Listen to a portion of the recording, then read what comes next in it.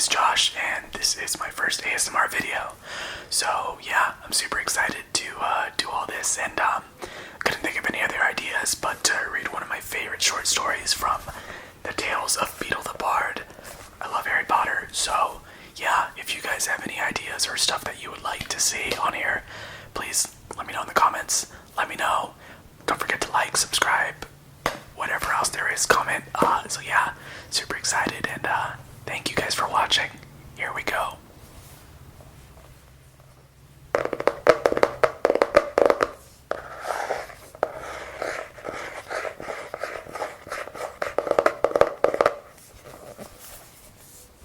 The Tales of Beedle the Bard.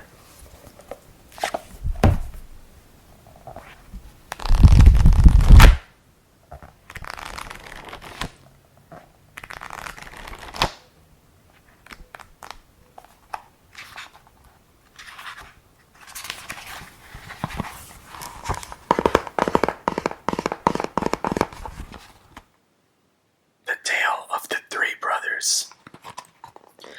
There were once three brothers who were traveling along a lonely, winding road at twilight. In time, the brothers reached a river too deep to wade through and too dangerous to swim across. However, these brothers were learned in their magical arts, and so they simply waved their wands and made a bridge appear across the treacherous water. They were halfway across it when they found their path blocked by a hooded figure, and Death spoke to them. He was angry that he had been cheated out of 3 new victims, for travelers usually drowned in the river. But Death was cunning. He pretended to congratulate the 3 brothers upon their magic, and said that each had earned a prize for having been clever enough to evade him. So, the oldest brother, who was a combative man, asked for a wand more powerful than any in existence. A wand that must always win duels for its owner.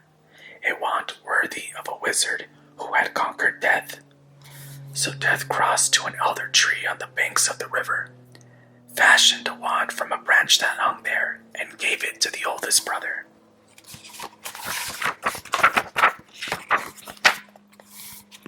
Then the second brother, who was an arrogant man, decided that he wanted to humiliate Death still further, and asked for the power to recall others from death. So Death picked up a stone from the riverbank and gave it to the second brother, and told him that the stone would have the power to bring back the dead. And then Death asked the third and youngest brother what he would like. The youngest brother was the humblest and also the wisest of the brothers, and he did not trust Death. So he asked for something that would enable him to go forth from this place without being followed by Death. And Death, most unwillingly, handed over his own cloak of invisibility. Then Death stood aside and allowed the 3 brothers to continue on their way, and they did so, talking with wonder of the adventure they had had, and admiring Death's gifts. In due course, the brothers separated, each for his own destination. The first brother traveled on for a week or more, and reaching a distant village, he sought out a fellow wizard with whom he had a quarrel. Naturally, with the elder wand as his weapon, he could not fail to win the duel that followed. Leaving his enemy dead upon the floor, the oldest brother proceeded to an inn, where he boasted loudly of the powerful wand he had snatched from Death himself, and how it made him invincible. That very night, another wizard crept upon the oldest brother as he lay, wine-sodden, upon his bed. The thief took the wand, and for good measure, slit the oldest brother's throat. And so Death took the first brother for his own. Meanwhile, the second brother journeyed to his own home, where he lived alone.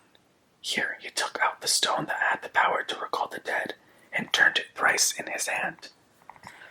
To his amazement and his delight, the figure of the girl he had once hoped to marry before her untimely death appeared at once before him. Yet she was silent and cold, separated from him by a veil. Though she had returned to the mortal world, she did not truly belong there and suffered.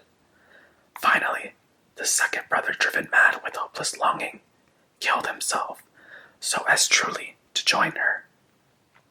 And so Death took the second brother for his own. But though Death searched for the third brother for many years, he was never able to find him. It was only when he had attained a great age that the youngest brother finally took off the cloak of invisibility and gave it to his son. And then he greeted Death as an old friend and went with him